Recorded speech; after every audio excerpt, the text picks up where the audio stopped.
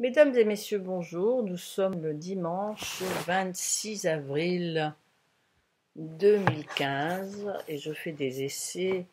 Voilà, je suis frappée du Saint-Esprit, je trouve ça très bien pour un dimanche matin, pour vous raconter ce que j'ai sur le cœur et ce que je pense surtout de la situation internationale qui nous perturbe et que nous devons subir aujourd'hui, à savoir la guerre que nous mène l'islam à travers ce tsunami migratoire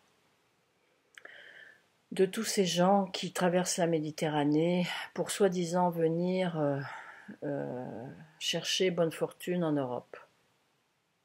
C'est ce qu'on vous raconte, c'est faux. C'est archi faux. Vous le voyez, sur ces embarcations, ce sont la plupart du temps des gens jeunes, vaillants, des hommes. De temps à autre, on y mêle comme ça quelques enfants, nourrissons, femmes enceintes, donc des faibles.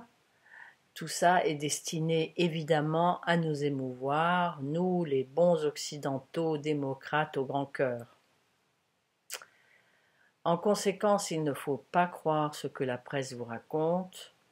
Ces gens ne sont pas la misère du monde, ces gens, ces hommes, ce sont les soldats d'Allah qui sont destinés à venir envahir l'Europe à la manière de Boumedienne, qui l'a déclaré en 1974 du haut de la tribune de l'ONU, et c'est ce qu'ils font. Mais aussi, ils obéissent à l'État islamique, qui leur a demandé de venir envahir l'Europe.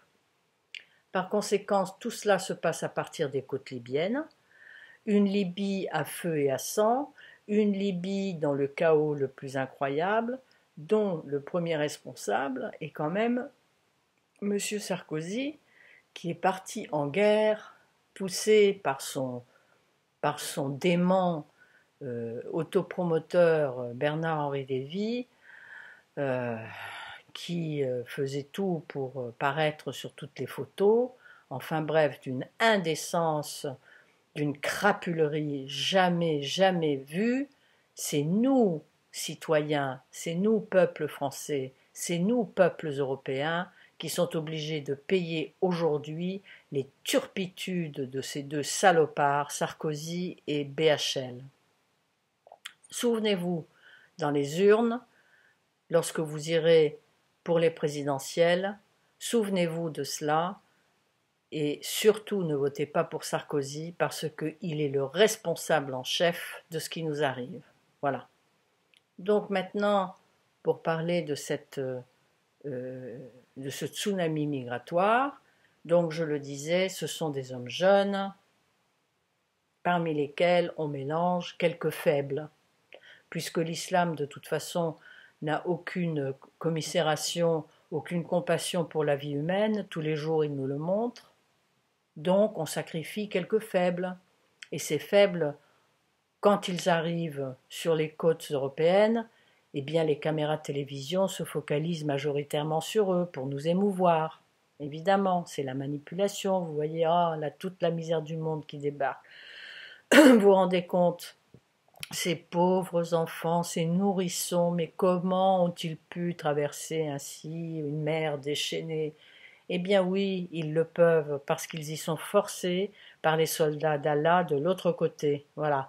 Et de l'autre côté, on force à embarquer les soldats d'Allah pour venir nous envahir de la meilleure manière qui soit, et comme Boumedienne l'avait annoncé en 1974. C'est aussi simple que ça. Ajouter aux ordres de l'État islamique qui dit qu'il va envahir l'Europe avec des chaloupes qui vont contenir plus de 500 000 soldats d'Allah, parce que c'est comme ça qu'il faut les appeler, c'est pas des terroristes, ce ne sont pas des djihadistes, ce sont des soldats d'Allah. Voilà le terme qui convient de leur appliquer. Voilà cette guerre impitoyable nous est menée par un dogme politico-religieux qui joue sur nos sentiments, connaissant parfaitement comment les Occidentaux fonctionnent, puisque nous sommes des démocrates humanistes. Eh bien voilà, on joue sur cette corde-là et ça marche, et ça marche. Donc moi, ma solution, elle est d'installer des flottilles de guerre dans les eaux territoriales de la Libye et de toutes les côtes méditerranéennes sud pour empêcher la moindre embarcation déjà de partir. Voilà, c'est tout. Même s'il y a des hommes dedans, il faudra bien les considérer comme des soldats, et les soldats, eh ben, il faut les tuer quand ils sont les ennemis. Ça, c'est ma proposition. Ensuite, nous aurons affaire, bien évidemment, parce que ça ne va pas, on ne va pas s'arrêter là, hein. Il va falloir que on se préoccupe et on reste vigilant sur le terrorisme, sur nos terres à nous, parce que l'affaire Charlie Hebdo et Supermarché Cachère, Bruxelles, si bien le musée en Tunisie, que Copenhague, nous prouvent qu'ils sont aussi déjà implantés. C'est-à-dire que nous devons lutter de l'intérieur, mais aussi de l'extérieur. Et l'extérieur, ce sont les empêcher de venir. L'intérieur, c'est de les empêcher de nuire. Voilà. C'est ainsi, messieurs les politiques, qu'il conviendrait que vous fassiez. Et je vous souhaite un bon dimanche.